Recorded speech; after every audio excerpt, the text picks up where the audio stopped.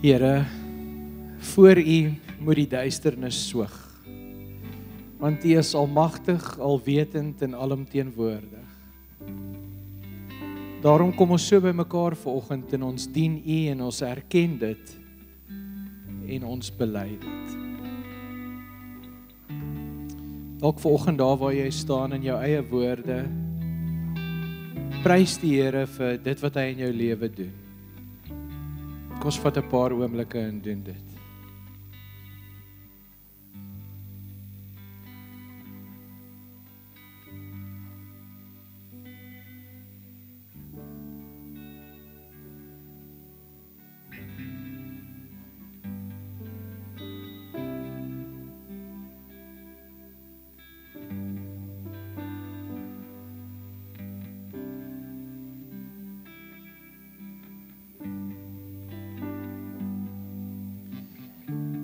Here, U is die koning van die konings, die prins van vrede. Die God wat na ons toe gekom het. Ons ontmoet waar ons is. Ons loof U daarvoor, Here, ons prys U. Dankie dat ons U mag ken. Dat ons deel mag wees van die koninkryk uit U genade. Ons loof U daarvoor vanoggend. In Jesus naam. Amen. Is welkom om jou sitplek te neem. Sê dankie vir Madeleine en die band.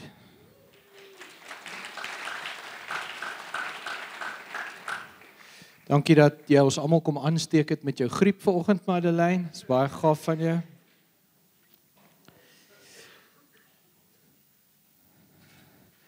Voordat ons begin, net 'n paar afkondigings. Ons kinderbediening en ons tienerbediening is gesluit tydens die vakansie. So, as jy die kinders hoor in die diens, hulle is hierso saam met ons, waardeer hulle. En jy gaan ook weer waardeer as hulle terug is by J-Kids volgende jaar.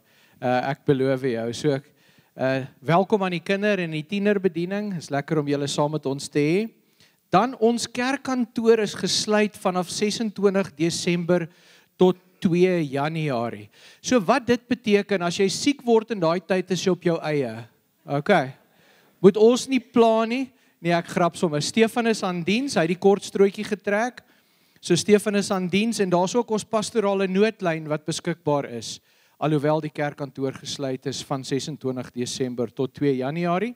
Dan ons dienstye 21 en 25 Desember is nog steeds 9 uur in die oggend. Die 28ste Desember is daar geen diens daardie oggend nie en ons volgende diens is dan weer die 4de Januarie na Kersdag. So ons sien julle dan weer. Hou ook gerus ons WhatsApp groepie dop.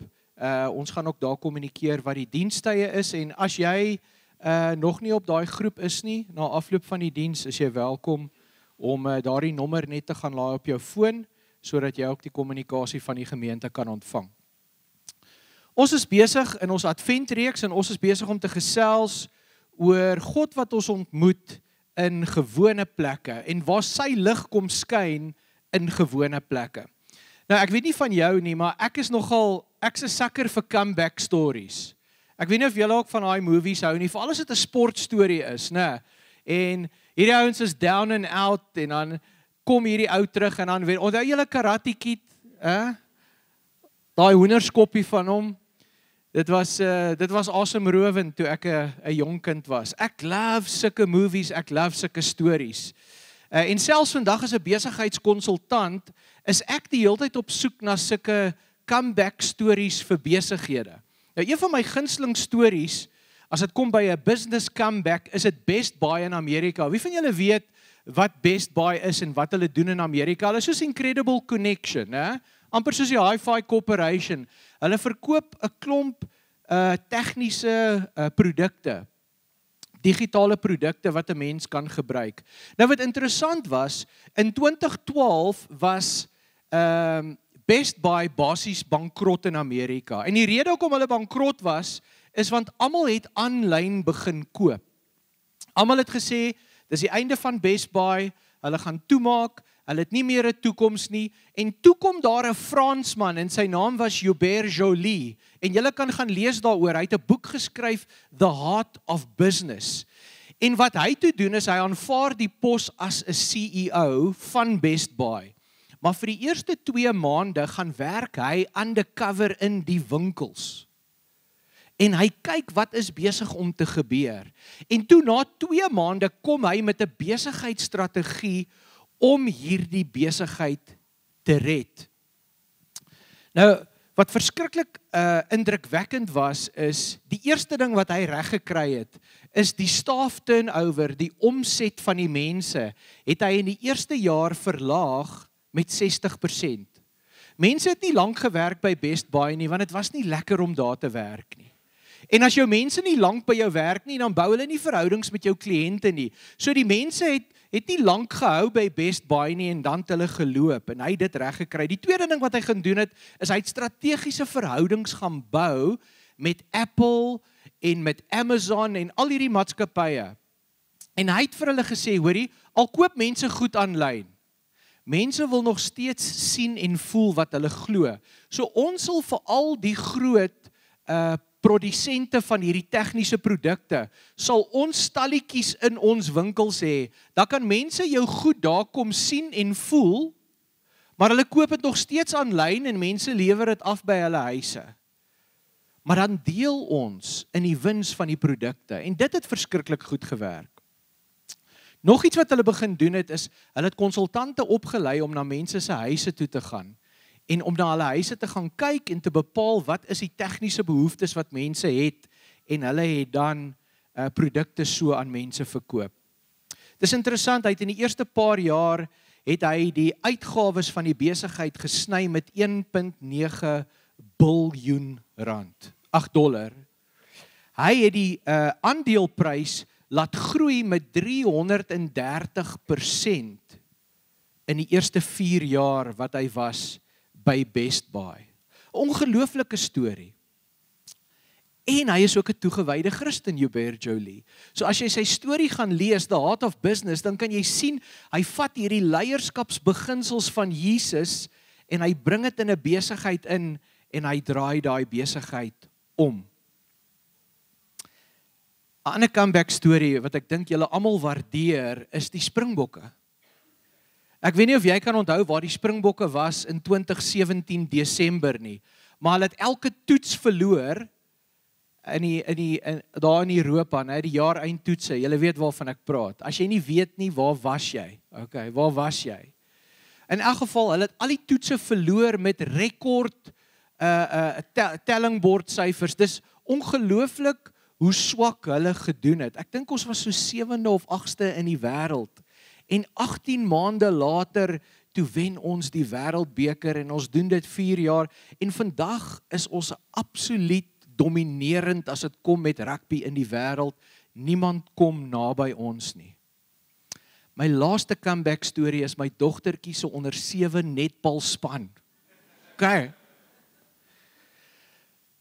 Ons het besluit, ons sit ons dogtertjie in die naaste skool aan ons huis. Okay, so ons bly in Honeydew, en in Honeydew is daar nie Afrikaanse skole nie. So ons sit daar toe in 'n Engelse skool, en hierdie skool doen die Cambridge curriculum, so ons kind is baie slim, okay, as julle gewonder het. Nou, die probleem met hierdie Engelse skool is, hulle is verskriklik akademies gefokus. So as dit kom by sport, is hulle absolute losers. En dis frustrerend vir 'n Afrikaner, ek kan julle beloof. Ek sal nooit vergeet nie, daai eerste netbalwedstryd verloor hulle 17-0 onder 7. Ek wil die skoor weet. Die afrigter sê vir my, as long as they are having fun. Asseblief. Daar is geen pret in 'n telling 17-0 nie. Wie het al 17-0 verloor en het geniet? Niemand. Dis nie hoe dit werk nie. So hier's wat ek en my vrou doen. Ons koop vir Grace. Sy's die aanvallende doel. Dis die posisie wat sy speel. Nou, onthou, akademiese kinders gebruik net hulle arms hieronder, né, op 'n lesenaar. So sodra hulle arms moet opsteek in netbal, hou dit nie lank nie, dan val daai armpie so af. Okay. Dit is regtig pateties om te sien.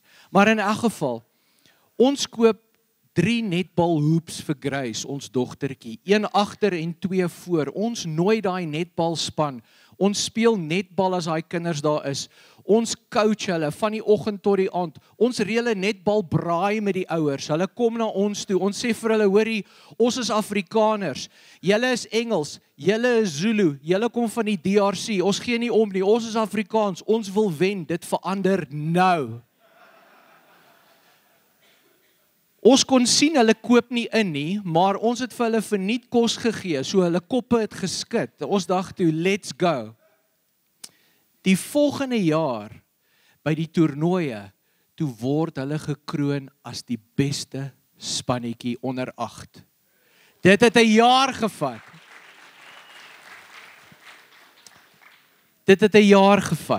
Maar ons het daar uitgekom. Great stories, comeback stories is my gunsteling. Nou, die hele boek van Lukas in die Bybel is 'n comeback story. Dit staan bekend as die groot omkering. The great turnaround, the great comeback. Dis waaroor die boek Lukas gaan. Hy's vol comeback stories, van die begin tot die einde. God wat 'n comeback maak, engele wat 'n comeback maak, herders, Maria, almal, sondaars, almal maak 'n comeback in hierdie boek van Lukas. 'n Wonderlike storie kry ons dan ook in Lukas 2 vers 8 tot 20, 'n Kersverhaal. Ons almal ken hom. Dis die storie van die engele wat aan die skaapwagters verskyn.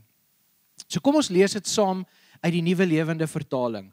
Daardie nag was daar skaapwagters wat in die veld buite die dorpie hulle skape opgepas het. Skielik het 'n engel van die Here aan hulle verskyn en 'n glans van die Here het om hulle geskyn. Hulle het vreeslik bang geword, maar die engel het hulle gerus gestel. Moenie bang wees nie, het hy gesê. Ek bring vir julle goeie nuus wat groot blydskap vir almal inhou.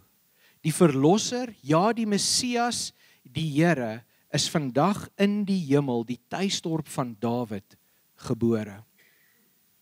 En dit is hoe julle hom sal herken. Julle sal 'n kindjie vind wat in 'n krib lê en in doeke toegedraai is. Skielik was daar saam met die engel 'n groot menigte ander engele, 'n leerskare uit die hemel wat God prys.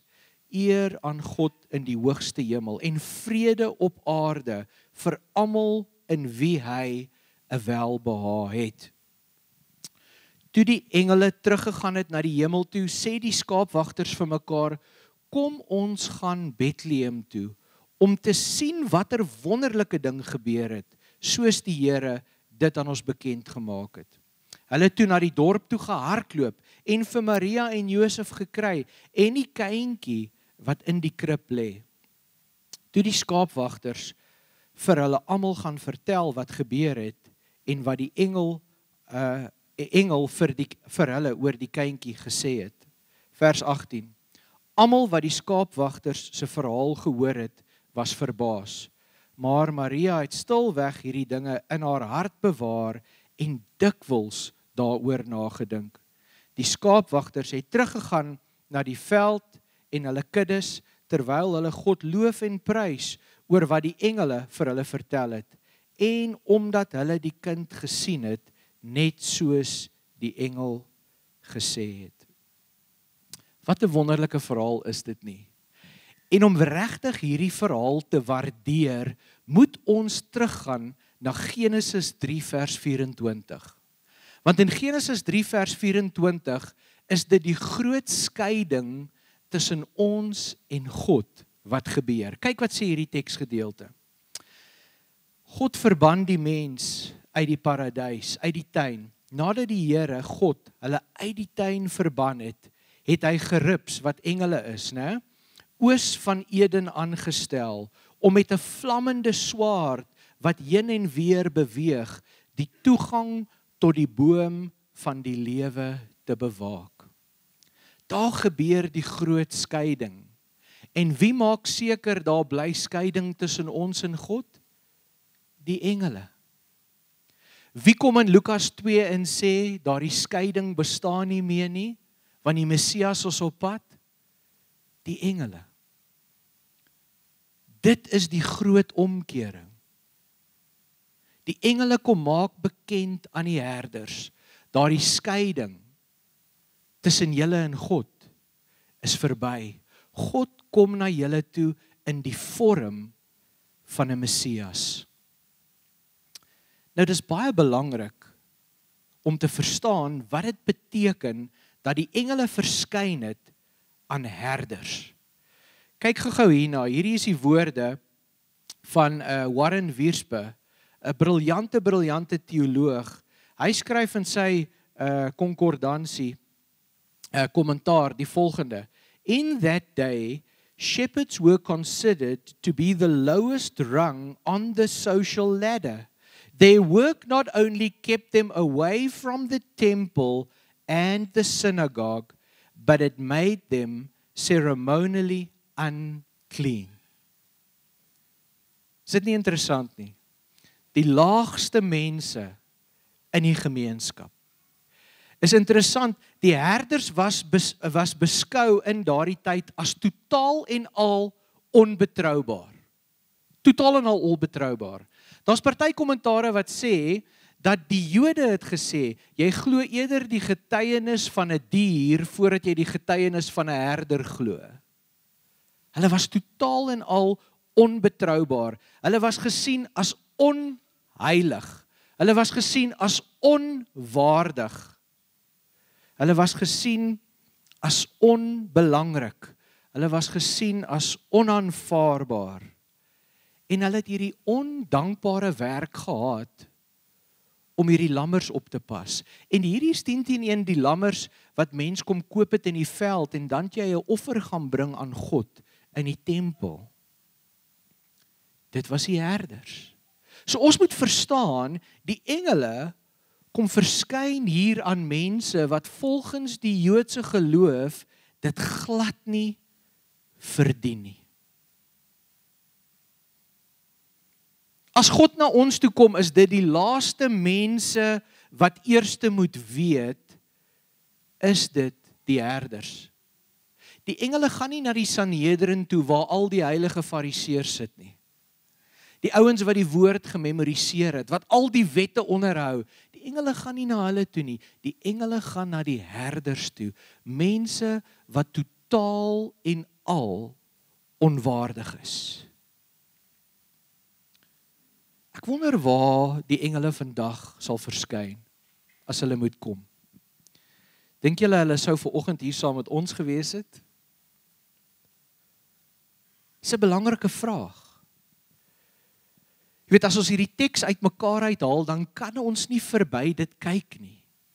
Die herders word gekies. Ek wonder hoe kyk ons na mense vandag? Want is interessant hoe God na mense kyk, né? Die wêreld dink hierdie is die mees onaanvaarbaarste groep wat daar is. Maar dit is vir wie die engele eerste vertel. Is interessant waar die engele die herders ontmoet ook. Ek dink dit is belangrik. Die plek waar die herders ontmoet word, en dis die volgende een Tersha wat jy vir my kan opsit. Kyk wat sê Matthew Henry in sy kommentaar op bladsy 1828. Kan jy dit glo? Wie skryf 'n boek van amper 2000 bladsye? Hierdie ou met 'n lewe kry. Maar in elk geval, kyk wat sê hy. Hy sê they were employed now, not in acts of devotion, but in the business of their calling. They were keeping watch over their flock to secure them from thieves and beasts of prey. Note, we are not out of the way of divine visits when we are sensibly employed in an honest calling and abide with God in it. Die engele verskyn nie aan die herders terwyl hulle bid nie, terwyl hulle sing nie, terwyl hulle die Here aanbid nie. Hulle is besig met hulle alledaagse werk. Hulle waak, hulle pas hulle skape op en net daar ontmoet die engele hulle. En ek het hierdie week besef, ons is nie uit die pad van 'n heilige ontmoeting met God as ons by die werk is nie. Ek weet baie van ons voel, yes, ek moet nou hierdie job doen, dat ek geld kan kry, en ek wil iets gaan doen vir die Here. Nee, daar waar jy jou job doen, en jou geld kry, jou beste kans vir 'n heilige oomblik, saam met God, is daar, by jou werk. Dis waar God die herders ontmoet. Dis waar God jou wil ontmoet. En dis belangrik dat jy jou dienswerk hier by die kerk doen, en dat jy ons help om 'n gesonde gemeenskap te wees. Ja, jy moet van jou gawes hier bring, maar meeste van julle gaan julle gawes na buite toe moet vat. Na jou werk toe. Na mense toe. Soos Hubert Jolie Best Buy omgedraai het. Dis wat baie van julle moet gaan doen. In hierdie week het een van my kliënte die teenoorgestelde gedoen as Hubert Jolie. Hulle het gekyk hoeveel mense se werk hulle kan sny, sodat hulle meer geld kan maak vir die aandeelhouers van die maatskappy. Is jy bewus dat God saam met jou is die heeltyd? Baie mense sê, onthou om God saam met jou werk toe te vat. Hy's klaar daar. Jy moet wakker word. Jy moet hom sien. Hy wil iets met jou lewe doen. Ja, met daai slegte baas, met daai irriterende mense om jou, dit is waar God jou wil gebruik. Wat is die boodskap wat die herders ontvang? Is interessant, R.C. Sproul in sy kommentaar oor Lukas, A Walk with God, sê hy die volgende: This announcement of peace on earth is not the Pax Romana. Nou wat baie belangrik, ons moet dit verstaan. Die Romeine het gegaan, die Romeinse ryk, en dan het hulle oorlog gevoer deur lande, en dan het hulle jou land oorgeneem, en dan het hulle gesê, okay, betaal belasting aan ons, dan sit ons militêre mag in jou land, en dan sal ons seker maak, daar's vrede. Dis nie die vrede wat die engele aangekondig het nie. So this announcement of peace on earth is not the Pax Romana brought about by imperial decree, nor is it the cessation of warfare between rival groups. This peace is the transcendent peace which bring an end to the conflict between men and God. What a comeback. What a comeback. To those who hear the message of the coming of the Messiah, the war is over. Peace has become incarnated in the Prince of Peace, who came to reconcile us with God. Hier is die groot omkering, hier is die groot comeback, nee, daai skeiding, daai wroging, daai skeiding van God is verby. Ons het nou 'n ewige vrede met God. En dis baie belangrik. Dis waaroor dit gaan vir my en jou nou in ons lewens. En onthou, soos ons nou gesing het, die herders het dit eerste gehoor. Hierdie mense wat altyd verwerp was deur die samelewing, God kom eerste na hulle toe. Hierdie is 'n ongelooflike comeback storie vir die herders. Wat se teken word vir die herders gegee? Dis interessant, ons lees van hierdie teken in vers 12. En dit is hoe julle hom sal herken. Julle sal 'n kindjie vind wat in 'n krib lê en in doeke toegedraai was. Nou as die engele aan die Sanhedrin verskyn het en vir hulle gesê het, hoorie, die Messias lê in 'n krib in 'n stal, sou niemand gegaan het nie, want dit sou hulle onheilig gemaak het om na daai diere toe te gaan. Kan jy dit glo dat dit is waar die redder van die wêreld gebore word? In 'n stal tussen diere. En dis hoekom dit nie nodig was vir die engele om dit eers vir die Sanhedrin te noem nie, want hulle sou gesê het, ons het nie daai tipe Messias nodig nie. Ons is heilig genoeg. Dit is belangrik om dit te besef. hoe kom ek en jy na God toe? Is ons soos die fariseërs, of sal ek en jy bereid wees om hierdie kind van verlossing te gaan ontmoet, soos die herders in 'n stal? Kom ons kyk na die reaksie van die herders. Is ongelooflik. Henry Scott in sy kommentaar sê, the shepherds lost no time, but came with haste to the place. They were satisfied and made known abroad concerning this child, that he was the Savior, even Christ the Lord. Is dit nie interessant nie? Toe hulle gehoor het, het hulle dadelik vir almal gaan vertel. Hierso is die mense wie se getuienis minder betroubaar is as 'n diersin, maar hulle is die eerste evangeliste. Hulle is die eerste ouens wat die evangelie gaan verkondig van Jesus wat na ons toe gekom het. Die mense wie se getuienis nie vertrou word nie. Dit is die groot omkering, the great comeback, wat net God in jou lewe kan bring. Net hy. En dan te midde van al hierdie goed, is daar hierdie vrou Maria. En is ongelooflik wat vers 19 van haar sê. Luister mooi, maar Maria het stilweg hierdie dinge in haar hart bewaar en dikwels daaroor nagedink. Dis al wat sy doen. Hierdie roeping wat sy loop nie rond en sê, hoorie, ek is die uitverkore vrou, Messias, kom voel die Messias in my, nee, sy doen dit nie. Stilweg.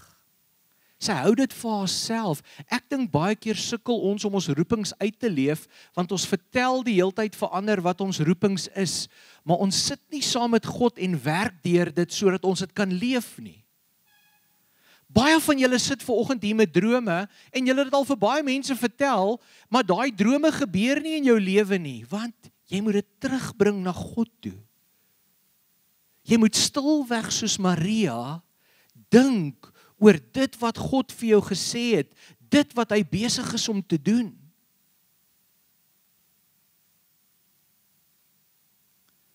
Waar staan jy met jou roeping met God?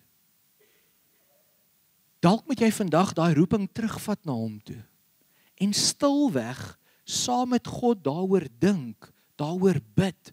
Wat wil hy met jou lewe doen? Een van my gunsteling kunswerke is 'n kunswerk van Grace Remington en jy kan dit vir my opsit, dankie Tersha. En dis hierdie prentjie van Eva en Maria. Elke Kerstyd spandeer ek genoeg tyd aan hierdie prentjie. Want hier sien ons nog 'n great comeback.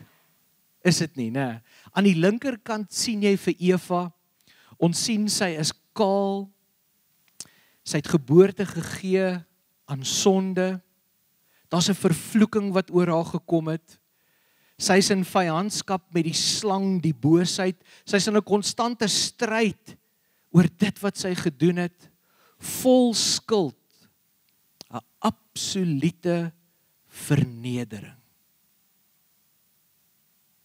Ek wonder hoe baie van ons voel so oor besluite wat ons geneem het.